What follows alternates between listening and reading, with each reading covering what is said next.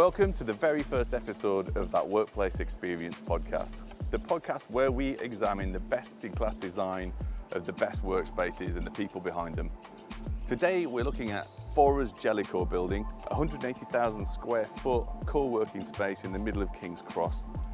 And we're going to be speaking to Adam Egan, who's Head of Commercial Partnerships at Fora, and Becky White, who's the Associate Design Director at Universal Design Studios. We're going to be chatting to them about their bold use of colour to define spaces, how the design plays with the senses, specifically smell and touch, and how their tenants' desire for events influence the design. If you want a more detailed deep dive into this project, there's much more information in the PDF that can be found in the show notes, and make sure you're watching the video version of the podcast to see the footage we've filmed of this incredible building.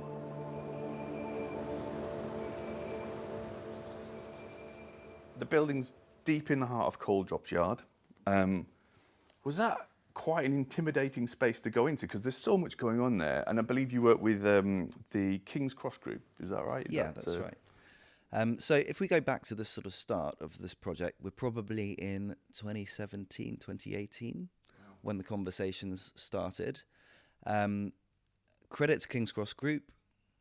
They wanted to try something really different, really progressive with, at the time, the building was called R8, wasn't it? Yeah, like that was the plot. Yeah. The plot was called R8. And they wanted to do something really creative with it. Didn't want to create another, let's call it Google or Meta sort of mega building, and wanted to create a town hall for the estate. So a way to bring in smaller business, to allow smaller businesses, still some quite significant businesses, to allow them access to smaller spaces within the estate. Obviously, that goes all the way down to sort of startups and much sort of earlier stages.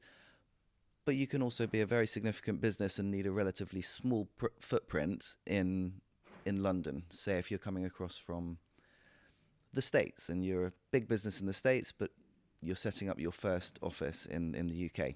So that's what, that was the overall ambition. We also wanted to create a space where other customers, other tenants from the estate could access into the building. So this sort of permeability conversation was there from the very start. And that was, to give absolute credit, that was King's Cross Group who were driving that from the very beginning.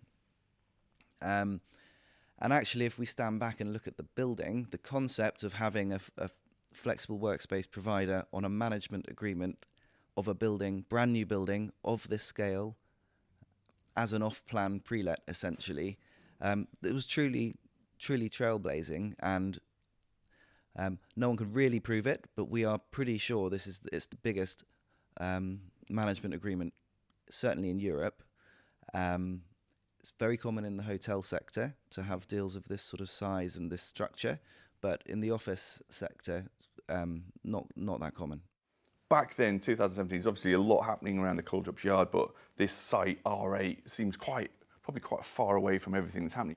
How did it feel at the time? Did it feel that was sort of tucked away outside of the main? Yeah, going back to 2018, it was certainly less developed around this particular plot than it is today. I think having 6 buildings in and around King's Cross, probably 250,000 square feet or so, within our business, gave us a unique confidence and ability to sort of see into the future as to who are the customers, where is the demand, and what sort of product should we be taking to market to respond to that demand. So looking towards more sort of smaller enterprises and startups as a target? Yeah. So not necessarily startups. I think there's a misconception that co-working spaces generally are there just for startups. Yeah, I think people often think of like a couple of people as a startup, but I think things have moved on so much and things are so rapid for these companies. A startup can be 10, 20, 50 people very quickly, can't it? They absolutely can, and conversely, you could have just raised 100 million Series A nowadays in the world of AI, and you're 5 people. Yeah, So you're actually having these they're still a startup, but they're a startup of real serious value and with real funding behind them, but they're still relatively light headcount. So it's important for us, and was always important for us, to have this whole sort of ecosystem of companies at various stages. So right from sort of inception, so ideation stage, where we have this deep tech accelerator, which we operate from the building. They're called Ignite London. It's a phenomenal cluster of interesting and brilliant, bright new ideas, right the way through to companies that probably 5 years ago would still be considered a startup, but they are decacorn in terms of valuation. And maybe 500 people maximum as a company globally. So it was important for us to accommodate the requirements of all of those different businesses.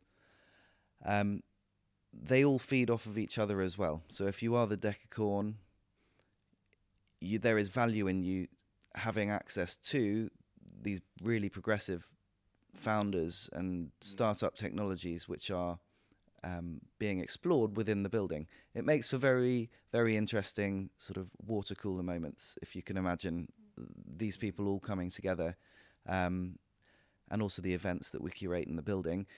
Hopefully we're giving something back to the community. When I think of your customers, I'm thinking of people who are, fairly well established financially. How do you service smaller businesses like mine, like an 8-person organisation? So that's kind of you to say. That is, we do have very well established large scale businesses with us, but we also, I think the average size of our customer is 15 desks, 15 people across the whole of our portfolio. At the Jellicoe specifically, we have a planning regulation where a certain percent of the building needs to be offered to small and medium-sized businesses, so what's known as affordable workspace. And we have to sell those spaces to companies of less than 50 full-time employees. And we have to offer them, this is the real positive thing, we have to offer a 3-month rolling break option on those spaces. So if you are just starting out, or if you're not sure of your head count, or if 12 months feels like too much of a commitment, which I totally get, it might to some businesses, you can sort of spin the wheel or take a punt, and it's only a 3-month commitment, which we think's compelling. And to be able to get into a building of the quality and a location of this quality and only take 3 months of a punt. With those sort of customers in mind, Becky, how do you begin to design something of the scale that we're talking about with Jellicoe? Yeah. Because I think what I love about the building is that there's sort of stages and thresholds that you walk through. So despite the size of it, you've very cleverly broken up the space to be different areas. Yeah, I think that was really part of our main concept, to be honest. So when we started the project, when we were brought on board in 2021, we were really conscious that the building was really big. We didn't want it to feel monotonous. We wanted it to have, different moments throughout. And so we kind of carved up the building into these different worlds, essentially. So that was born of the concept Worlds Within a World. And were you involved before construction? Design process started about 2020, well, the beginnings of conversations, end of 2021, which probably lasted just under a year. And then there was a bit of a pause before we went into construction. But I think kind of the startup side of it, for us, I guess it's a really special building, and giving these facilities to startups, like, as you said, kind of gives them such a strong credibility. And I think the other aspect of it for us was that, I think it would be probably fair to say that there's quite perhaps a mix of neurodivergent workers or, in some of those startups. And so it was really, really important to us that part of the design philosophy, that this kind of neurodivergent aspect came into the project and wasn't just an afterthought, that it was part of the concept as well. I think what I've noticed is that when people talk about designing for neurodiverse, they think they've got to tone things down. You know, you sort of imagine this sort of Beijing of a space, and the space you've designed is the exact opposite of that. There's some really bold colours, some really interesting materiality going through. Yeah, we approached the project with this idea of, so we actually did some really nice mapping at the beginning. So we zoned the building into really, really clear zones. And then those zones were driven by behaviours and feelings rather than another concept. And so we really wanted that kind of function to be the leader and the choice that we made when it came to materials, when it came to colours. So, for example, if the space was more about collaboration, perhaps actually the space can be a little bit more open and airy versus somewhere where it is more about like individual focus working. Actually, we can be a bit bolder here, and perhaps it is more about like accentuating natural materials, introducing really, really dark colours. And we worked alongside a couple of neurodiversity consultants. So one is a company called Motion Spot, and they don't just focus on neurodiversity, they encompass all inclusive design. And then we also worked alongside a lecturer, Joan Love, who's dedicated a lot of her career looking into neurodiversity in interior design. And so we really wanted to draw on both of their experiences and embed that in the space, and we did that in multiple ways. Talking through the space itself, you arrive and there's this great reception, this beautiful wash of yellow as you walk through. Yeah, so exactly that. When you arrive in the building, it is a really punchy, bold entrance.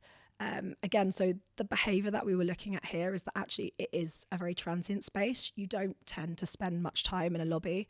And so actually we could be quite playful here with the colour, and we wanted it to have that really filmic, cinematic feel. Like when you come in, you're punched with this kind of really warm yellow colour. And then actually where there are spaces where you do spend more time, you can make it more comfortable, have it more like hospitality feel.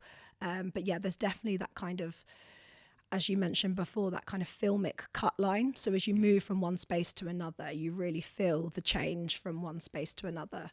So after you've passed through the lobby, you then go into the cafe space. And the cafe space, as Adam's already mentioned, is actually open to the public. And so the idea there is that it wanted to feel really grounded. There's a lot more like earthy tones. All of the joinery is very much fixed and grounded in the floor. And then there's a level of flexibility with other furniture so that it can be utilised for events. But it was much more of an urban approach, very much connected to the estate. And Julie, you mentioned world within a word before I rudely cut over you, but world within a world as a concept. Tell us a little bit about this. Yeah. So I think this was really driven by, we really wanted to give people choice. When we, as I mentioned, when we approached the project, 4 or 5 years before it was going to open, we really had to design for the future and think about how do people want to use the space. This is obviously like post-COVID. And so we really wanted to give people flexibility and choice in the building. We wanted to give people spaces that could actually really support their everyday lives. So introducing a really strong and dedicated space for Wellbeing on level 2 was something we really pushed for, so that it, you don't have to leave the building to pray, or you don't have to leave the building to take a moment to do some meditation. So trying to support people so that they can make space for these other moments that are part of your life. Over time and 70 buildings, obviously you're getting so much feedback and data from people using it. How has that influenced the Jellicoe building? So our concept has always been to not do one size fits all. And that means the buildings need to be designed for that particular location, for the sorts of clients and customers we think are going to want to occupy those buildings. That said, we've got 6 buildings now in King's Cross, all of them completely different. They all respond to the architecture of the building as well as the potential customers. So at the Jellicoe, we had the luxury of working with a literally ground up brand new building, Piercy & Co. architecture. We had the luxury of choosing what went in it. And that means to a certain degree it could be purpose built on the inside. How that responds to the sorts of customers we think are going to want it, that means, what that really means is we know that startups and scale-ups are quite sociable. As what we know is that startups and scale-ups generally are lower headcount businesses, and therefore they have a desire to network and speak to the community of like-minded individuals. So we knew that with a building of this scale, 180,000 square feet or so, we needed to put a very generous amount of shared space in to give these companies the ability to meet and interact.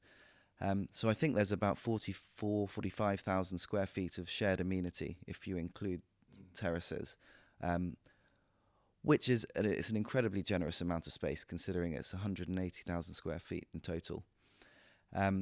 These areas allow choice, and that's I think the key thing that resonates when I show potential customers around the building.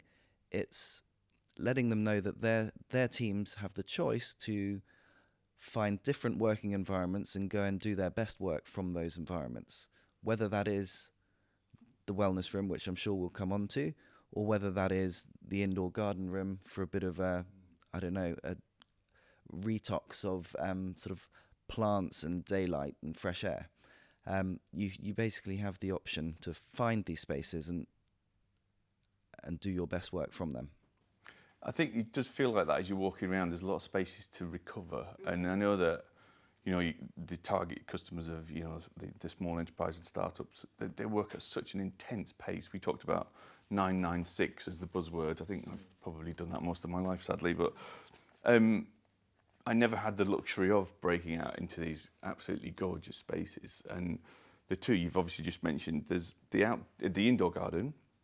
You've got a lot of terrace space, but the wellness room just absolutely blows my mind. You've dedicated such a huge space to it as well. But tell us about that. I don't want to spoil it for people, but it's just incredible. Yeah, it's a really nice thing to discover, I think, on level 2. It's kind of hidden away. You almost don't know it's there. But it's this kind of timber-lined box that sits within the space. And then within it, you've got this incredible meditation wellness room. And as you step in, you're kind of hit with an assault of the senses almost. There's a lavender wallpaper that we've used on the wall.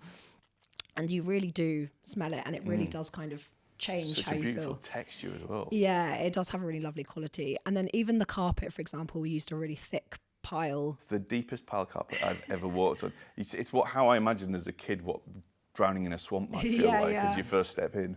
Like people have said, it looks like sand. It feels like that. You feel like you're leaving footprints. Yeah, it does invite you to lie down as well. It invites you to sit on the floor, which I don't think many workspaces do. Like it's rare that you actually sit on the floor. So it's a really special space, and I think it's been really successful. And it's just got it's got really good acoustics. You feel momentarily like you have stepped into a different world, and you can just feel your kind of pace slow.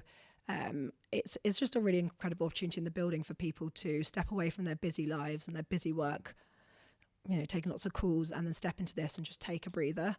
We had an incredible site meeting there once when midway through construction, very stressful meetings, and then we sat in there with all the contractors, all in our hard hats and hard boots, and everyone was just quiet, and it was so lovely. It's a first. Yeah. So it's a really special space. And to your point as well, Adam, about people using the places flexibly, I think you were doing a show around the other week, and you'd gone in. Yeah. Well, the beauty of this is whilst the buildings are being built and designed, you're sort of telling the story of how you think people will want to use the space. And then the beauty of it is people are very individual. And walked in the other day, it wasn't your meeting. There was a group of about 6 people sat on the floor just having a team meeting. They definitely weren't meditating. But what an amazing meeting that would have been. I bet that's a memorable one. I bet some great ideas came out of it. Yeah. Taking yourself out of a office environment, but with your colleagues, and sitting down and really thinking about a problem in a space like that is amazing. We could have called it a meeting room. We'll talk about the indoor garden in a second, but one of the things I love about the building is the boldness of the colour that's used throughout. And to a listener, it might sound a bit scary, some of the colours we're going to start describing, but as you go through the cafe area, one of the first things you get hit by is this wash of almost deep terracotta colour. And tell me about the wallpaper. Is it pine? Yeah, so yeah, exactly that. The inside lining for the room is pine skins, and that also has a sensory element to it. It's this incredible tree bark that they basically take from trees where it's fallen off, and they can turn it into this incredible wallpaper. And equally, we have an also interesting material on the outside of that space. It's called eelgrass, and it's called salt. It's a compressed eelgrass. So again, it's kind of foraged from the sea, it's washed up. And I think all these materials have this really like incredible unruly texture to them. Yeah, And so tactile right the way through really the building, tactile. isn't it? And I think for that particular space, it's kind of in contrast to the space that sits next to it. So you've got the arcade and then you've got the individual working. And individual working, the idea that it was much more about focus working. It's lined in these individual booths, but it was all about these kind of really natural, rich materials which drove the colour there. As you mentioned, it's really deep. It feels really confident, but also reassuring. Like you said, it's not scary that it's this really, really deep red colour. It kind of, it provides a reassurance. Sort of envelops you. It makes you want to go in and work and be quiet again. Yeah. But, can you imagine doing focused work there? Yeah, and then exactly that. And then adjacent to it, you've got the arcade. And the arcade is kind of the opposite. It's about moving people up and through the building. It's a lot more transient. And so the kind of concept for that, as I mentioned, this idea of a kind of colonnade that wraps you around. It's a lot more open. It's a lot lighter. We use this really beautiful sycamore timber to line the space. So the two kind of work in opposition, but they sit really nicely next to each other, and you really feel that change as you move from one space to another. The other thing I love, for me, especially when you're talking about such a big building, it's almost like you've dropped Easter eggs around. So things like the indoor garden, it feels like you want to explore the space. Yeah, that's it. I'm glad to hear that. I think that was definitely the case. You kind of do discover these things as you move through it.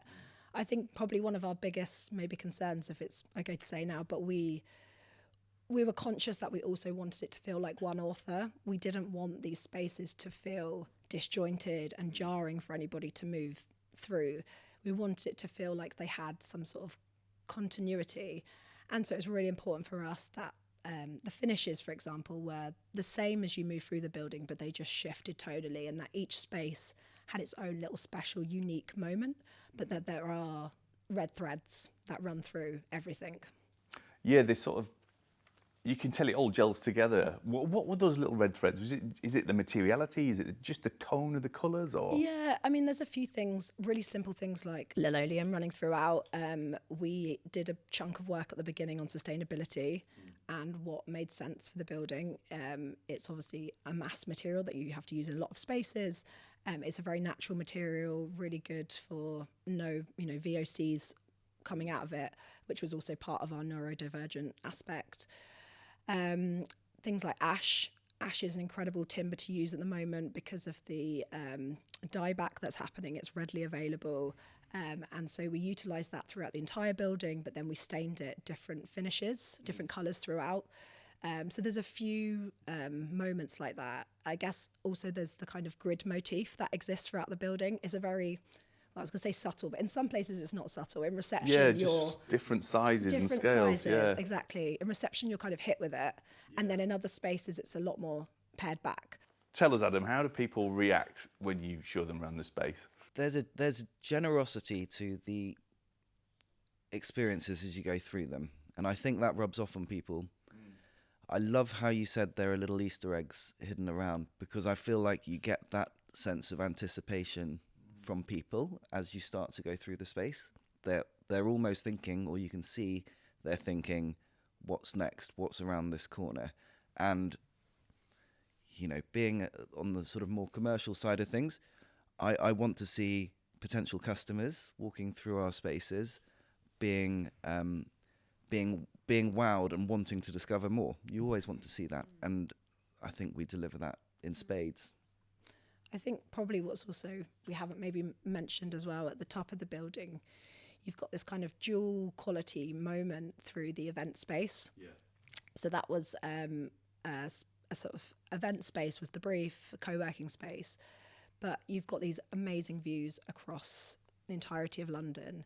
And so the design there was really driven by creating something that felt like a hospitality-led space.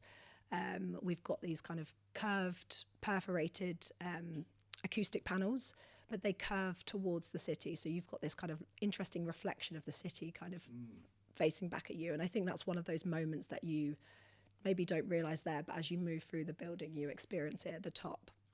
Obviously, it's very successful space at the minute, but a tricky question. What would you have done differently, if anything? What have you learned about the space that you would change? Good question. I mean, I think probably from our point of view, the aspect to neurodiversity was quite in its infancy. I think we did test a few things, being quite frank. You know, it was a kind of opportunity to try some things with Fora, and they're an amazing client that allow us to do that. But I think we would love that the next project together, we really push those ideas even further.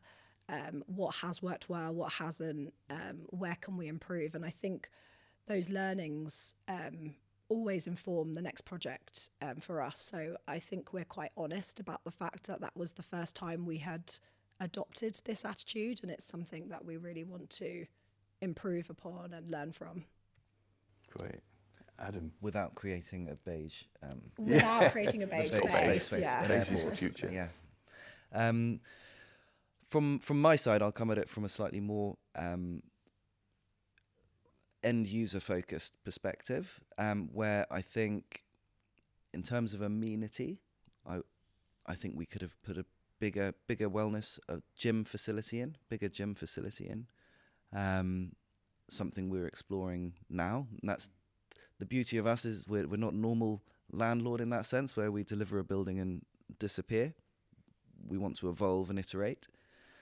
And also something that keeps coming up, and this is very topical given where we are, podcast facilities and studios, in particular with the client base we've got at the Jellicoe.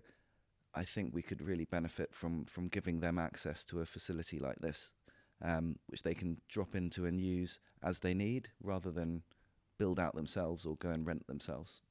You mentioned previously that the cafes started to become used as an event space, and that was slightly unexpected too.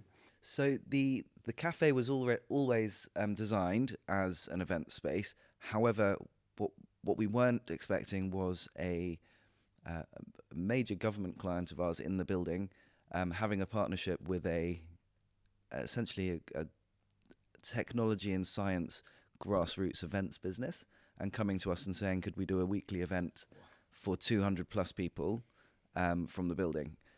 But credit to the flexibility of the space, we delivered that for 6 months. It was every Thursday evening. I think we had maximum 350, maybe more people in the building, in the ground floor. That's huge. Yeah, and it took out the entirety of the ground floor. So all those worlds that you guys created became one, but they became their own sort of mini event, mini vibe. There was a DJ in the far room where you said the light was coming through. There were different things going on in the red room and the arcade. Yeah, it's great. Build for flexibility and be adaptable. Yeah. I mean, we always try to build for flexibility, I think, in Fora projects. But I think it's always about striking that balance between, there has to be some fixed elements, and it's acknowledging where the flexibility can be, so that it doesn't feel like a big empty cavernous space where, everything can move around. So I think it's always about getting that balance right. And then the most important thing is what's your feedback from the members? What are people saying about it? People who've now joined at Jellicoe are now part of that community. So it's we opened at 60% full, which for a building of this size is incredible. We're now just shy of 90%. If we opened in March, that's not bad going for a building of this size within 9 months. What people are saying, they are staying, they are growing, which is phenomenal to see. We've already had a couple of customers come back to us and they need more space, which is a great sign of their sector, but also as a sign that they want to double down in the building and the flexibility of the building to accommodate. Guys, thank you so much. I think it's great advice. Really interesting to find out more in depth about the Jellicoe building. But thank you so much, Becky and Adam. Really interested to speak to you. Thank you very much.